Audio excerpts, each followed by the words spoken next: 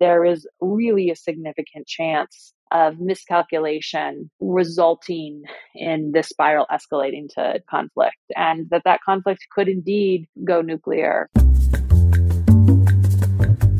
Welcome to Global Dispatches, a podcast for the foreign policy and global development communities and anyone who wants a deeper understanding of what is driving events in the world today. I'm your host, Mark Leon Goldberg. I am a veteran international affairs journalist and the editor of UN Dispatch. Enjoy the show.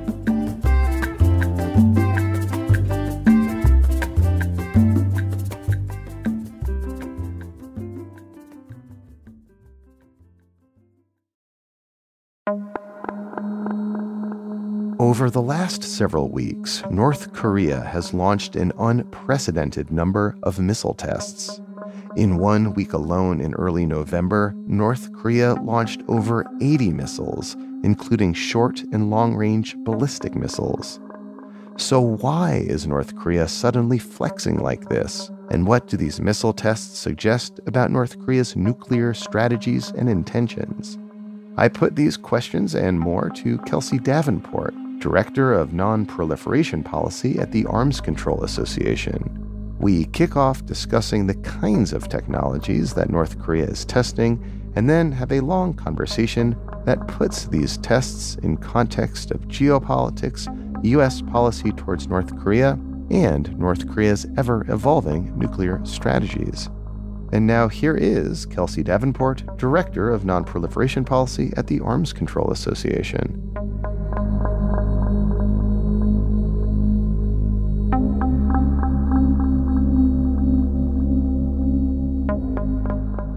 North Korea is engaged right now in an unprecedented spate of missile testing. And there appears to be several factors driving North Korea's actions right now. First, during this time of year when the United States and South Korea are engaged in military exercises, there generally is response from North Korea, its own exercises, its own missile tests. So to a certain extent, some of these tests are expected. But what we've seen this year really surpasses the extent to which North Korea has responded to military exercises in the past. And it appears right now that North Korea is also trying to further develop its missile program to meet a second nuclear objective for its nuclear deterrent.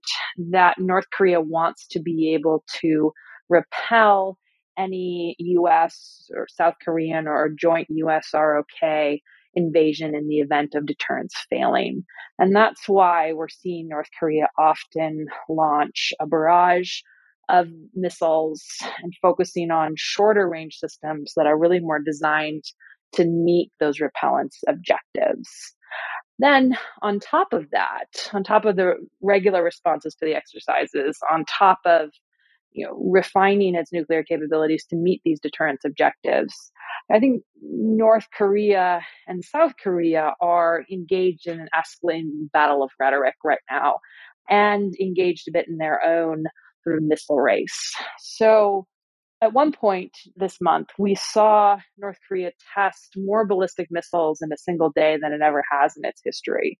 And that was really designed to try to demonstrate what a nuclear attack from North Korea would look like, to show the United States and South Korea, the extent to which, North Korea is prepared to use its nuclear weapons to defend itself, the extent to which it's going to be able to respond to an attack. So there are a number of competing objectives here that have really spurred this unprecedented testing and really are exacerbating tensions in the region right now. And so the specific technologies that are being tested, as you said, suggest to you kind of certain strategic objectives, right? Yes, certainly. And, I mentioned the shorter range systems, that these are designed really to try to meet the objective of repelling a South Korean attack. But we shouldn't lose sight of the fact that North Korea also tested an intercontinental ballistic missile that has never been seen before. The test doesn't appear to have been a complete success. But the design of this missile was different than the ICBMs we've seen North Korea test in the past. And, it could be that this system, was designed to allow North Korea to deliver multiple payloads, meaning it may be able to put more than one warhead on a single missile. So even though a lot of focus right now is on these shorter range systems, North Korea is also looking at long range systems. And North Korea has also said that it's tested several cruise missiles during these kind of more recent barrage of tests. Now, some of the cruise missiles it claims to have launched, South Korea did not detect, so it's unclear if the veracity of these claims from Pyongyang. But if North Korea is testing cruise missiles, that could be indicative of Pyongyang being willing to take greater risk with these tests because cruise missiles, unlike ballistic missiles, they don't have a set trajectory. Cruise missiles, they can be kind of navigated in flight. So when you're testing a cruise missile, there is a risk that it will go off course. And in a region where the Korean Peninsula is, everything's quite close quarters, North Korea is taking a risk by testing these systems that could deviate from the intended flight plan.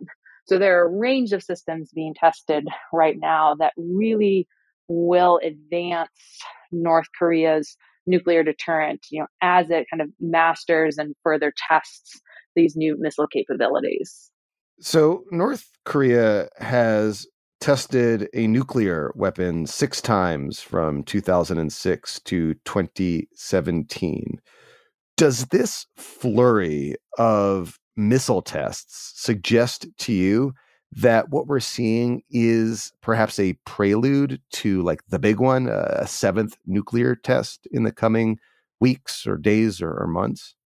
Well, I will admit I've learned my lesson trying to predict when North Korea will conduct nuclear tests in the past. It's quite challenging to, read the signs and recognize, when North Korea might test because again, there are a range of factors that go into Pyongyang's decision making. Of course, there are some of the external dynamics that can lead to testing, but when Pyongyang pays a significant price for conducting a nuclear test, so it's going to want to achieve certain technical objectives whenever it tests. So, if North Korea, for instance, is looking at trying to build, smaller, lighter warheads, it's going to choose the testing time when it's technically ready to try out those objectives. I also think that when we're thinking about North Korea's nuclear tests and when we're assessing what those tests mean for North Korea, we also have to consider the broader context of how North Korea is characterizing its nuclear program, and the direction that it's trying to take its nuclear deterrent in, again, to try to kind of determine what those technical objectives might be that really are driving the tests. Because even though I think there is sometimes a perception in the media that, North Korea tests to gain attention, to remind the world that it has nuclear weapons, we can't lose sight of the fact that North Korea is trying to advance a nuclear program to meet certain security goals. And given the cost that it does pay for these nuclear tests, it's going to try to use them to advance those goals and meet those technical objectives. One thing that this recent flurry of missile tests seems to have exposed is that the sanctions regime doesn't seem to be terribly effective. Presumably, if they're able to test all these weapons that are composed of sanctioned material, they probably have like a lot to spare, and they seem to be burning through a lot right now. Is that an assessment you share? And if so, why are these sanctions not cutting off supply of this kind of technology, this kind of material to North Korea? Well, I think there are several factors that limit the effectiveness of sanctions. First, North Korea has managed to domesticate significant portions of the technological processes and the technologies that are necessary to build ballistic missiles. So it doesn't rely on imports to the same extent that it did in the past, just due to its domestic advances. Also, North Korea has been subject to these sanctions for decades. Sanctions are generally most effective for changing a state's policies and actions, within the first few years. Clearly that hasn't been the case with North Korea. And as time passes, North Korea has managed to build up some very sophisticated networks to evade sanctions and to allow it to procure, some of the materials that it cannot produce domestically. And also, I think that we're seeing now a shift away from the unity that the international community had in responding to North Korea's nuclear and missile tests for a long time. I mean, North Korea's missile tests happen so often right now. It's people often don't remember that these tests are actually prohibited by UN Security Council resolutions. They're a violation of international law. But the Security Council has failed to take any meaningful action against these tests, over the past year or so, because Russia and China have opposed imposing additional sanctions against North Korea. They actually favor a different diplomatic approach, lifting certain sanctions or lifting caps on certain, North Korean imports and exports to try to entice Pyongyang back to negotiations. So the lack of international unity right now also plays into North Korea's willingness and ability to evade sanctions. Also, I think it's important to keep in mind that sanctions can be a very effective tool of statecraft, but states have to believe that if they engage in diplomacy, those sanctions will be lifted.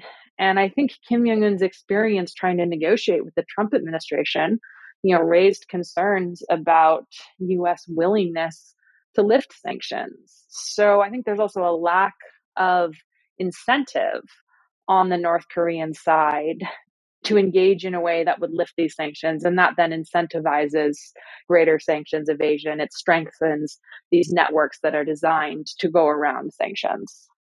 So I'm glad you mentioned the geopolitical environment in which these new missile tests are taking place.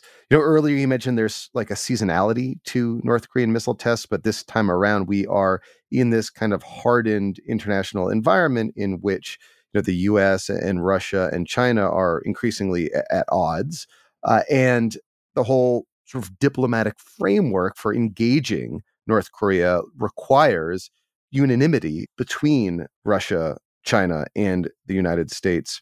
In this context, should indeed North Korea detonate a seventh nuclear test, can we expect the costs that are imposed on North Korea to be more muted than they have in the past?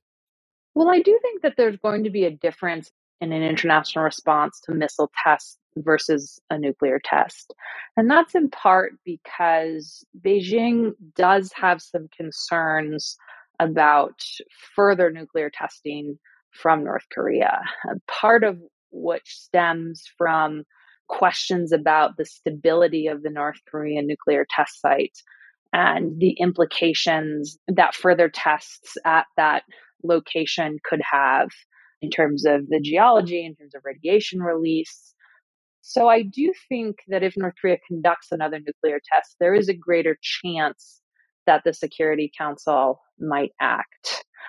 I do think, however, that if we look at nonproliferation writ large, if we look at the sanctions space writ large, there is sanctions fatigue setting in that's bigger than North Korea. That's more of a regime-wide kind of phenomenon right now.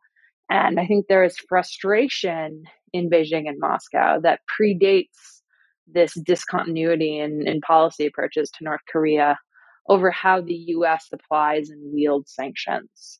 So in that respect, I do think that any future UN Security Council sanctions resolution against North Korea is probably going to have to be negotiated or kind of watered down from what the United States and some of its regional allies might prefer in order to get passage through the Security Council. But I do think that if North Korea conducts a nuclear test, there is a higher chance that the Security Council will act, even though the response has been so muted on missile tests, just because the growth of North Korea's nuclear weapons program further, concerns or threats of proliferation.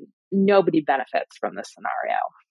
So we're 2 years into the Biden administration now. How would you characterize the Biden administration's approach to North Korea compared to his immediate predecessor, and also compared to generally like the trend in U.S. policy towards North Korea in recent years? Every president comes into office with the intention of reviewing North Korea policy, but ultimately they end up with a very similar approach and change the name in order to distinguish themselves from their predecessors. If you look at the Biden administration's North Korea policy, it retains a number of features of the Trump administration's policy, of the Obama administration's policy, which is, to continue to ratchet up sanctions and to rhetorically support diplomacy and call for talks, but ultimately sort of put the ball in North Korea's court to get negotiations started. And I think in part, that's why we've seen diplomacy have so little success in addressing the North Korean nuclear threat. The lack of diplomatic success, I think, has led a number of people to conclude that we cannot reduce nuclear risk with North Korea. We cannot successfully negotiate. We cannot give them to give up their nuclear programs. But that sentiment has never really been truly tested by an effective negotiating process. I think the Biden administration would be much more likely to achieve success in negotiations with North Korea and demonstrate to Kim Jong-un that they are interested in effective diplomacy that also benefits North Korea if they were to put some more specifics on the table to show how North Korea would benefit from talks. Generally, when the Biden administration, the Trump administration talked about engaging with North Korea on the nuclear program, a lot of the action was front-loaded on North Korea. North Korea had to take a number of steps to reduce nuclear risk before it would receive anything in return. And that's not a bargain that's going to appeal to Pyongyang. So if you could show North Korea that there will be some tangible benefits if it engages in diplomacy, then I think talks are much more likely to succeed. Unfortunately, right now, given North Korea's kind of ratcheting up of its missile testing, the possibility of another nuclear test, it doesn't seem likely that Pyongyang wants to negotiate right now. It seems like Kim Jong-un, kind of similar to 2017, before North Korea negotiated with the Trump administration, that they're trying to expand their nuclear weapons related capabilities in order to enter negotiations from a position of greater strength. But the Biden administration could be laying the groundwork now for effective diplomacy if they weren't just saying, we're willing to talk without preconditions. Until then, we're going to continue our sanctions approach, but actually said, this is what North Korea might be able to expect from a negotiating process. And this is what we might be asking North Korea to do earlier on. Of course, no administration is going to go into specifics. They're not going to want to give away their negotiating strategy. But I think the Biden administration could do a better job of just kind of laying out in broad principles how Pyongyang would benefit from this negotiation. So there's this idea floating out there. It was publicly aired in a New York Times op-ed by Jeffrey Lewis, who I'm sure you know is another arms control expert that I interview frequently on this podcast, saying basically that the U.S. should recognize that North Korea is not going to give up its nukes. It is a nuclear power and no longer demand North Korea's denuclearization, rather find other ways in which the U.S. and North Korea can start a relationship that perhaps reduces nuclear risk, reduces the chances of North Korea firing a nuclear weapon, either purposefully or accidentally, but recognize that nothing is going to change North Korea's strategic calculus. They are committed fully to nuclear weapons. I take it from what I heard in your last answer, you don't fully buy that argument. Can you just respond to it and address it? Well, it's not that I don't fully buy it. I mean, I think that Jeffrey Lewis raises an important point about the focus of negotiations now being on risk reduction and trying to prevent nuclear use and prevent a nuclear crisis. I think that given that denuclearization is going to be a very complex multi-year process, starting with some of those principles of trying to reduce risk, of engaging in sort of arms control like negotiations, makes sense. I'm reluctant, though, to give up denuclearization as a long-term goal because I think it has negative implications for the broader nonproliferation regime. North Korea has nuclear weapons. I mean, there's no question about that. But if we formally accept North Korea as a nuclear armed state, I'm concerned that could send the message to other would-be proliferators that if they build nuclear weapons and just stick at it long enough, that they too could be granted some type of acceptance as nuclear armed states kind of within the international order. And given that we might be at the precipice of further challenges to the nonproliferation regime, other states trying to build up nuclear hedging capabilities, I just don't think that's a precedent that we want to set right now. However, I don't think that we should go into any negotiations, as I said, demanding denuclearization from the onset. It's not going to happen. It's not going to happen politically. It's not going to happen technically. And, risk reduction right now should be the more immediate concern. But I wouldn't abandon denuclearization altogether, in part because North Korea itself has committed to denuclearization multiple times, in part because the US has committed to dismantle, its nuclear weapons, as part of its international treaty commitments. So holding states to the standard where they're expected to ultimately give up their nuclear weapons, addressing the security concerns that prompt states to get them, I think is just an important part of the general nonproliferation and disarmament architecture that I'd be reluctant to move away from at this point. So if denuclearization of the Korean Peninsula is the long-term goal, as you articulated, and not something that is likely to happen in the near term, are there any concrete steps that key international players like the United States could take to reduce nuclear risk in the near or short term? I absolutely think there are critical steps that the United States could take right now. Currently, I think the prospect of miscalculation on the Korean Peninsula is very high.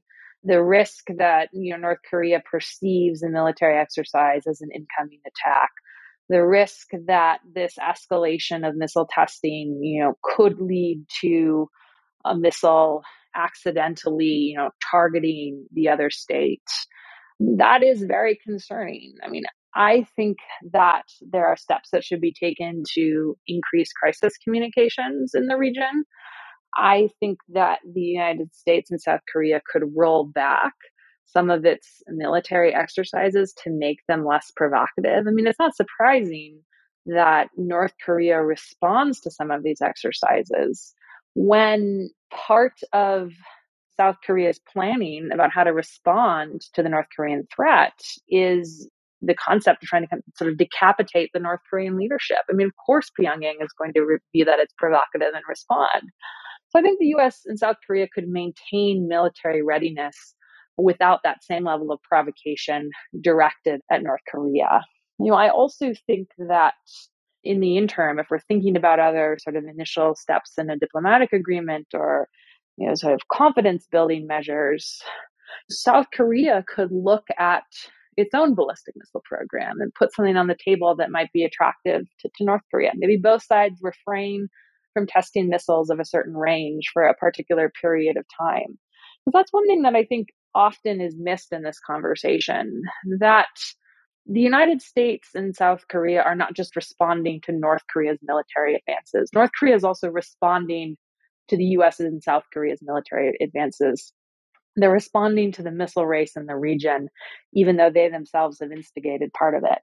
So I think you have to look at this complex dynamic and think about how North Korea perceives its security concerns and the dynamics in the region. And then that can help demonstrate places where tensions could be lowered to prevent miscalculation in the short term. So these recent missile tests come on the heels of a law that was passed in North Korea just a few months ago, regulating apparently chain of custody or chain of command, or otherwise stipulating how North Korea might respond to an attack should Kim Jong-un be incapacitated in somehow. How do these tests fit into that? Well, I think that the law really codifies kind of the two missions laid out for North Korea's nuclear deterrent: to prevent an attack and to repel an attack if deterrence fails. So these shorter range tests and the barrage of tests that may be designed to evade missile defenses, I think all of these are consistent with that repellence objective that's now enshrined in that North Korean law. But there are other elements of the law that I think are quite interesting and do provide a bit more clarity about nuclear posture and policy in North Korea. And one of the elements that I think is quite significant is that the law does state that if Kim Jong-un, who has sort of sole authority over North Korea's nuclear arsenal, if something were to happen to him, that a nuclear strike would still be launched. So that there are essentially sort of backup plans for command and control of the arsenal, if something were to happen to Kim. And I think that really was designed to send a message to South Korea that in its planning and its range of military readiness and exercises that it's maintaining, that any attempt to try to prevent a nuclear strike by taking out the North Korean leadership, will not work because the nuclear arsenal will still be launched. And I think that those were really some of the key aspects of that law. Now, the law does also state that North Korea is willing to use nuclear weapons first. And in describing kind of the range of scenarios under which that is permissible, I think it does demonstrate that Pyongyang would not feel inhibited in using nuclear weapons against a conventional attack if it viewed the regime as under threat.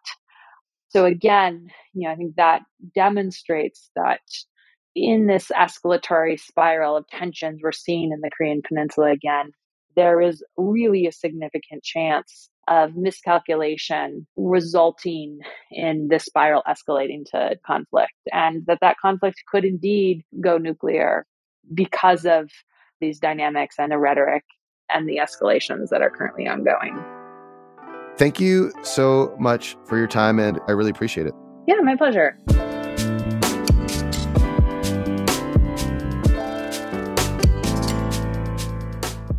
Thank you for listening to Global Dispatches. Our show is produced by me, Mark Leon Goldberg, and edited and mixed by Levi Sharp. If you have any questions or comments, please email us using the contact button on globaldispatchespodcast.com or hit me up on Twitter at Mark L. Goldberg. Please rate and subscribe to our show on Apple Podcasts.